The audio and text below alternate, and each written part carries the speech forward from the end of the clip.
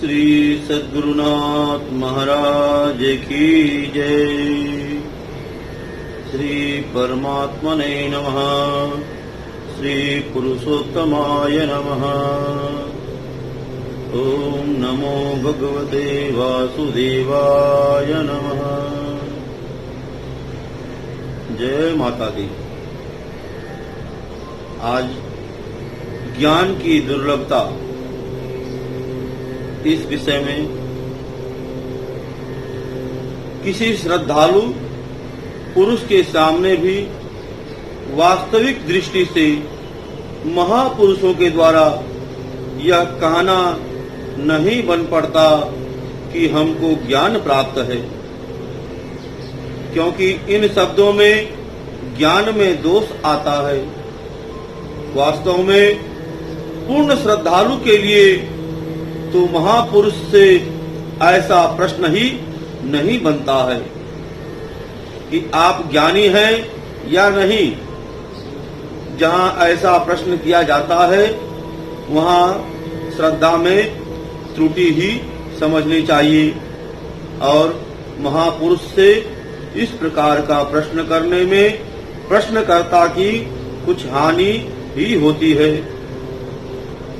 यदि महापुरुष यूं कह दे कि मैं ज्ञानी नहीं हूँ तो भी श्रद्धा घट जाती है, और यदि वह यह कह दे कि मैं ज्ञानी हूँ तो भी उसके मुंह से ऐसे शब्द सुनकर श्रद्धा कम हो जाती है। वास्तव में तो मैं अज्ञानी हूँ या ज्ञानी, इन दोनों में से कोई सी बात कहना भी महापुरुष के लिए नहीं बन पड़ता। यदि वह अपने को अज्ञानी कहे तो मिथ्यापन का दोष आता है, और ज्ञानी कहे तो नानात्व का। इसलिए वह यह भी नहीं कहता है कि मैं ब्रह्म को जानता हूँ, और यह भी नहीं कहता है कि मैं नहीं जानता।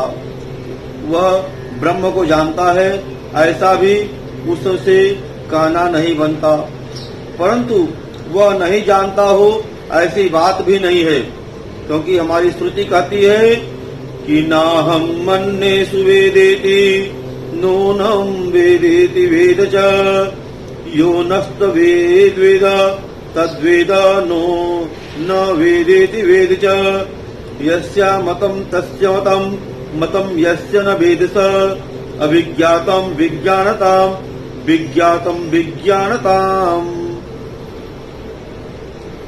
इसलिए इसका नाम अनिर्वचनीय स्थिति है। इसलिए वेद में दोनों प्रकार के शब्द आते हैं, और इसलिए महापुरुष यह नहीं कहते कि मुझे प्राप्ति हो गई। इस संबंध में वे स्वयं अपनी ओर से कुछ भी न कहकर वेद शास्त्रों की तरफ संकेत कर देते हैं, परंतु ऐसा भी नहीं कहते कि मुझे प्राप्ति नहीं हुई।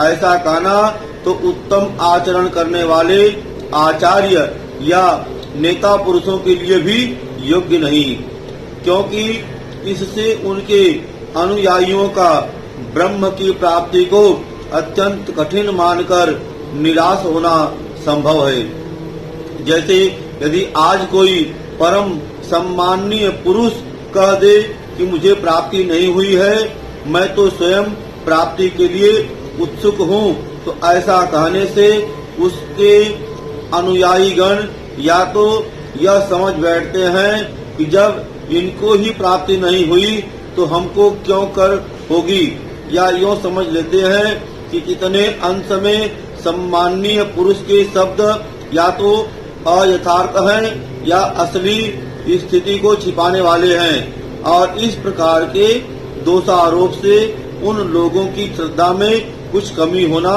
संभव है। अतएव इस विषय में मौन ही रहना चाहिए। इन सब बातों पर विचार करने से यही सिद्ध होता है कि महापुरुष के लिए ज्ञानी या अज्ञानी किसी भी शब्द का प्रयोग उसके अपने मुख से नहीं बनता।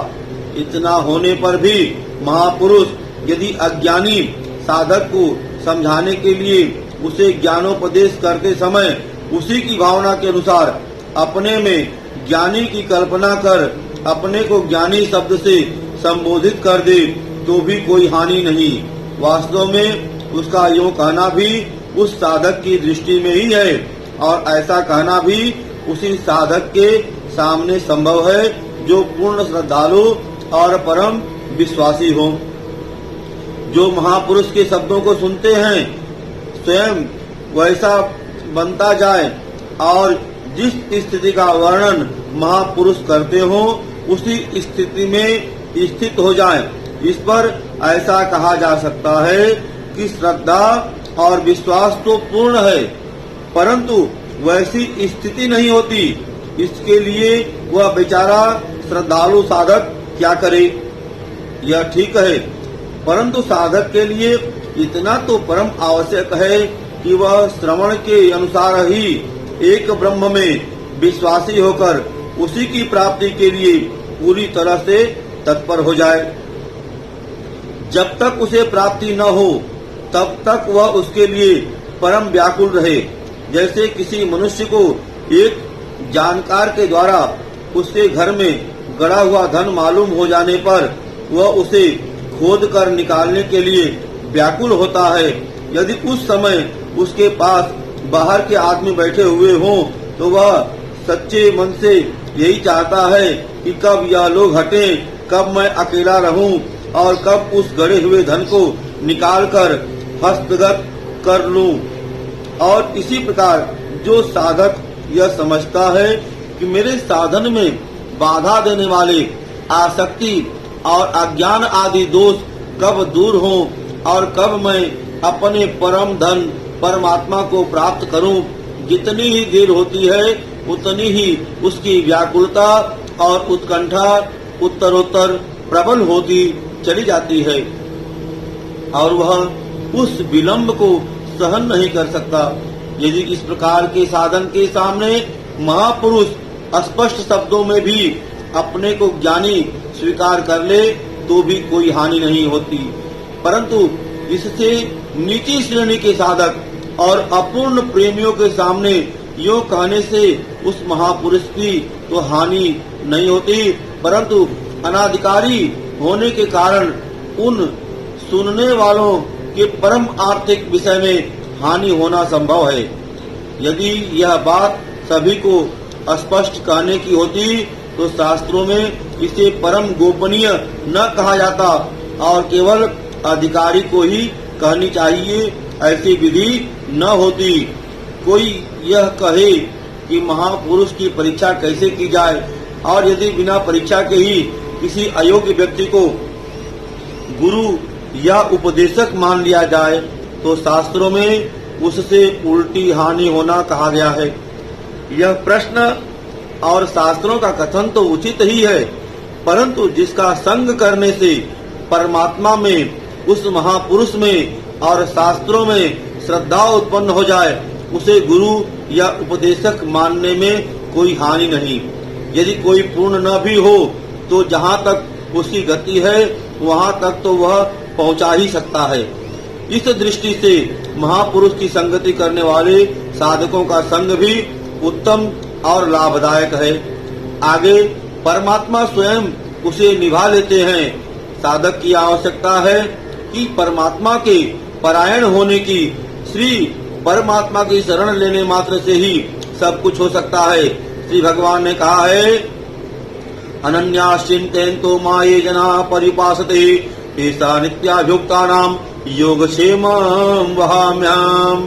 गीता 9 में 22वां श्लोक है। अर्थात जो अनन्य भाव से मुझ में स्थित हुए भक्तजन मुझ परमेश्वर को निरंतर चिंतन करते हुए निष्काम भाव से भजते हैं, उन नित्य एक ही भाव से मुझ में स्थित पुरुषों का योगक्षेम मैं स्वयं वहन करता हूँ।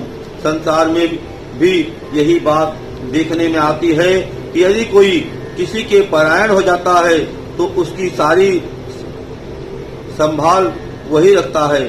जैसे बच्चा जब तक अपनी माता की परायण रहता है तब तक उसकी रक्षा का और सब प्रकार की संभाल का भार माता स्वयं ही अपने ऊपर लिए रहती है।